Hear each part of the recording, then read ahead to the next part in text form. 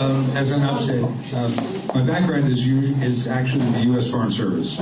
I was an American diplomat on the commercial side for well over 20 years, served in a number of different countries. And listening to the national anthem, it reminded me that if we continue this association with Somaliland, I'm going to have to learn that anthem already. In the past, I had to learn how to sing God Save the Queen, the Marseillaise when we were in Paris, Negara Ku when we were in Malaysia, O Canada when we were in Ottawa. So we're just going to have to add to the repertoire. Unfortunately, I don't speak any Somali language, so it's going to be a little bit more difficult. But at any rate, hopefully, inshallah, that will change. Because I think there is a tremendous opportunity for Somaliland right now. The stars are aligned in a way that it's probably never been seen before. If you look through history, there are any number of different examples that you can use. And I'll talk a little bit about one that I was peripherally involved in. As many of you may know, the former congressman for the area where Adams is was a chap named Frank Wolf, who served 34 years in the U.S. Congress. Towards the end of his tenure, he decided that he wanted to get involved in helping Sudan. And he became the most active member of Congress to try to push for an independent South Sudan. And lo and behold, people had told him, it's ridiculous. There's no one in America who cares a whit about South Sudan. But Frank Wolf kept at it, persisting, and after several years, there was an independent South Sudan. That can be a very valuable analogy that can be used for Somaliland, because South Sudan really doesn't have much of anything except civil war. They have limited resources, but still the U.S. recognized them and put a lot of effort into making sure that they were recognized as a country. Somaliland not only has the ability, but has so much going for it already. Natural resources, political stability, economic stability, people, a good workforce, many of whom are fluent in English. So any American companies who want to do business in East Africa, the logical place would be someplace like Somaliland. I served in Singapore and Malaysia, two of the most prominent countries in Southeast Asia. Now, you have, back in the 90s, there was a lot of talk about the Asian tigers. Singapore and Malaysia, the amount of development that has gone on in both of those countries since I first went there in the early 80s, late 70s, it's absolutely incredible. But among the things that attracted American companies and American interests by the government is the fact that there were so many people who were literate not only in English, but who had a very, very good sense of how to do business. It was an attractive place for American companies to come in. I remember back in right about 1980, we had a congressional delegation that came to the embassy, and I was the acting commercial attaché at the time. And we were briefing the congressman about what was happening in Malaysia. And when it came to be my turn to talk about the commercial activity, I remember saying, right now, you may not realize it, but probably in less than a decade, Malaysia will be one of the top U.S. trading partners in the entire world. When they stopped laughing, which was probably a good 2 or 3 minutes, which they thought I was an idiot, this is not going to happen. A country like Malaysia becoming a top U.S. trading partner. By the 1990s, Malaysia was the 14th largest trading partner for the United States. And it continues to be up in those top dozen. There's no reason, given the ability for Somaliland to represent literally all of East Africa, that cannot be replicated right now.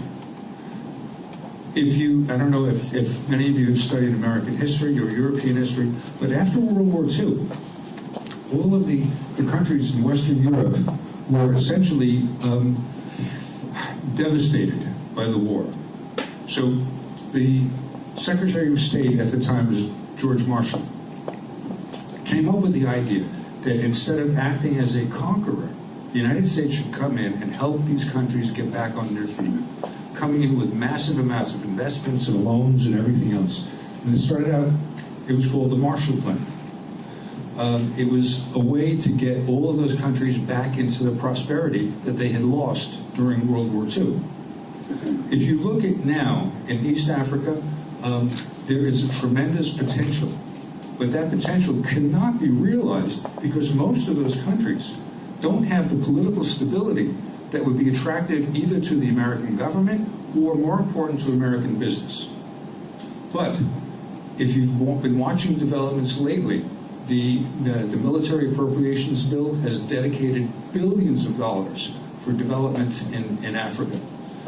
The new DFC, which was the successor to the Overseas Private Investment Corporation, has dedicated literally tens of millions of dollars and more to developing economies in Africa, and especially East Africa. You know, if I don't have a map here, but you all know where Somaliland sits, right on the Gulf of Aden, right on the Straits of Abab. Sorry? Yeah, well, Hormuz, and it's right at the Horn of Africa. It's one of the most strategic places. This is why, you know, the Brits and the French and the Italians and everyone else back at the turn of the 20th century were so keen on going into Africa and setting up colonies because they needed that to facilitate their trade. That hasn't changed. You're one of the few countries where you've had a succession of changes of government, all of which were peaceful. Elections, not coups, not revolutions, not fighting between factions, but changes of government that were the result of elections. And it didn't start another war. And you didn't even have people who were claiming that the election was stolen, unlike other places. But you've got stability there, and you have the opportunity to be able to build on that stability and to take that and to become the prominent model for economic and political developments, not only for East Africa, but all of Africa. Because you've got a population, and I think, you know, if you look around here, you can see the number of people here, diverse population in the sense that you've got people who have been in professions, who know what they're doing, who know how to operate things, and it's translated into a government that is very effective. Now, it's not going to be that easy because the U.S. is still recognizing officially Somalia as the sovereign state for that region. But I started talking about Sudan before. Up until the late 90s, the Sudanese government in Khartoum was the one that was responsible for all of Sudan. And it changed. It was it was a peaceful transition to independence for South Sudan. Unfortunately, they essentially messed it up by deciding to have a civil war within days of getting their independence. Somaliland has the advantage of having been relatively independent, if not officially, at least de facto independence since 1991. It has not devolved into any kind of a civil war. So the omens are very, very good, and it can be easily converted into recognition. Now, it's not going to be an easy matter, just like Frank Wolf had to spend a lot of time convincing his colleagues in the government that we should recognize an independent South Sudan. If we can get the right political support here, we can do that. And, you know, I'm grateful to Anab for explaining this, but we've had very, very good relations, not because of me, but because we are the Adams Center. And we became a very prominent force in North Virginia and all of Virginia politics. And she mentioned we didn't have President Obama. Actually, we did have President Obama. It was about to come, but he had been to Adams. He went to Baltimore, right? Yeah. Yes. And he went to Baltimore because So many people from his administration had come to Adams that they decided that, no, we have to spread the wealth a little bit more. We can't play favorites all the time. I remember we were upset because we derailed and went to Baltimore. Yeah. That masjid, MC, whatever. And at one point, our imam, Muhammad Majid, had been to the White House so often that one time the White House National Advisor, Dennis McDonough, came in. He was telling the story about how at one event at the White House, President Obama looked out into the audience and saw Muhammad Majid sitting there and looked at him and said, we're going to have to get you a room here. we can actually parlay that. One of the things that I've done in the past, we were working on the Rohingya issue for Burma and for Bangladesh. Up until about 2017, if you asked 100 people on the street, what are the Rohingya? They would probably think it's some kind of a bird, isn't it? Yes, too. We made the Rohingya not only our efforts, but combining with other people. Now, if you ask 100 people who are the Rohingya, at least 40 of them will know that they are Muslim refugees from Burma, who are now in refugee camps in Bangladesh. It hasn't solved the problem, but at least people are aware that the problem is there, and the government in Burma is being pressured to do the right thing. All of that similar activity can be done on behalf of Somaliland. And it's a much easier lift because you don't have people in an opposing army going out and randomly massacring people simply because they're Muslim or because they're the wrong ethnicity. So all of these things are possible.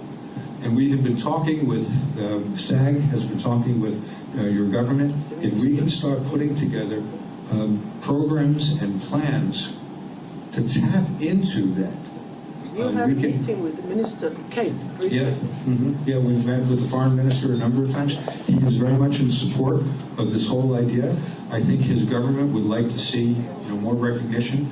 We've been talking to him about ways that we can actually accomplish that. And we're confident that it is possible. It's not an impossible dream. It's not reaching for the moon. It's reaching for something which is completely attainable. So as time goes on, I'm sure that all of you would like to see some positive developments for your homeland. Perhaps we can get not only me, but maybe a significant number of Americans who will know the words to your national anthem.